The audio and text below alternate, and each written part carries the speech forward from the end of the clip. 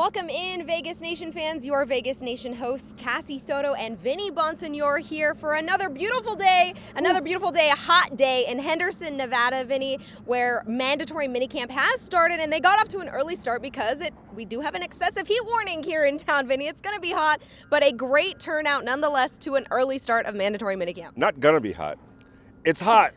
It's brutally hot right now, but it's all good. And the Raiders did, like you said, start the practice today at 7:30 in the morning. That's what they'll do tomorrow. That's what they'll do in training camp because it's hot here in Las Vegas. And typically, teams want to practice at 10 o'clock in the morning, or sometimes teams practice later on in the afternoon, do the walkthrough earlier.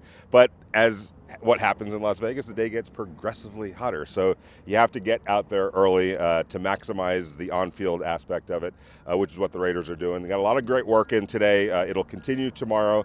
They'll wrap it up after 2 days. The Raiders had great attendance during OTAs, 80-plus players every single day out there. And I think John Gruden's saying, hey, great work.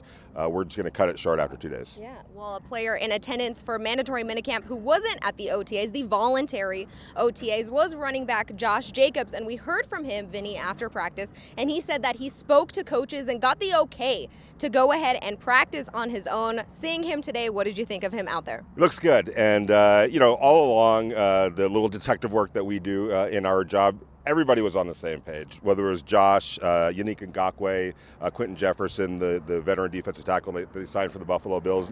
All three of those guys were absent from OTAs, but they had the okay from their team. And sometimes you get to that point in your career, you've got that clout, you've got that trustworthiness. There's never been any issue with accountability or availability or production. So teams can say, hey, if you feel like you could make better use of your time away doing your thing, great, we're good with it. It doesn't always work for every player. Not everybody gains that kind of clout, but Josh Jacobs certainly has, and he looks in great physical condition. And I think it's going to be interesting in talking to him how he plays off Kenyon Drake, because they both look really electric. Even right now, they look electric and in shape. And I think the way they play off of each other, the way they push each other, and the way they are able to kind of lean on each other so that at the end of games, at the end of seasons, both are going to be in pretty good physical condition because neither one of them is getting run into the ground. Right. Well, I think the soundbite of the day, Vinny, came from Raiders quarterback Derek Carr, and he basically said if he had to play for another team, he would quit football. What did you think about that soundbite there? Right, and it's interesting because we see Aaron Rodgers doing his own thing, doesn't probably want to go back to the Green Bay Packers, Deshaun Watson, that whole situation, however it gets resolved, it doesn't look like he wants to be in Houston any longer. Meanwhile, here's Derek Carr who said, and I ended up talking to Derek Carr a little bit after that, and he told me, he goes, I get calls all the time from players on other teams. Hey, we would love to have you as our quarterback here. Come over here, join us. And he goes, and it's fleeting, it's tempting, everyone. You listen to it for 20 seconds and think about it. But then I'm like, no, thank you. I appreciate it. It would be great, but this is where I want to be. And he's steadfast with that, and he wants to be a Raider. He wants to lift a Vince Lombardi trophy up as a Raider. That's his goal. That's where he is. Whether it works out or not, who knows? He's going into the last 2 years of his contract. That needs to get resolved. But in his heart, at least, this is where he wants to be. This is the team he wants to be on. And like he said, if he had to go someplace else, he might quit. Now, he did tell me, I've made enough money where I could golf every day in my life if I wanted to.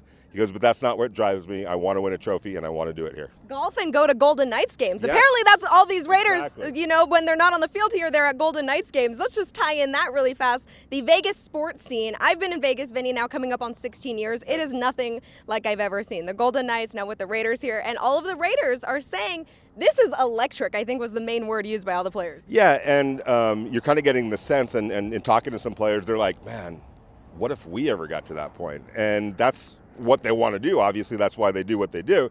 And if the Raiders were to get to that kind of a level where they're in the playoffs and they're playing meaningful games and important games and the city's rallying around them, that's kind of what they were envisioning when they moved here. They see it playing out with the Golden Knights right now, and they want a little bit of that. And we'll see if they get there this year or in the near future. But it will be interesting to see when the Raiders are rolling how this city responds. Well, we have your Golden Knights and Raiders coverage over at lvrj.com. For Raiders coverage at vegasnation.com. We will be back here tomorrow for day 2 of mandatory minicamp. For Vinny Bonsignore, I'm Cassie Soto. We'll see you then.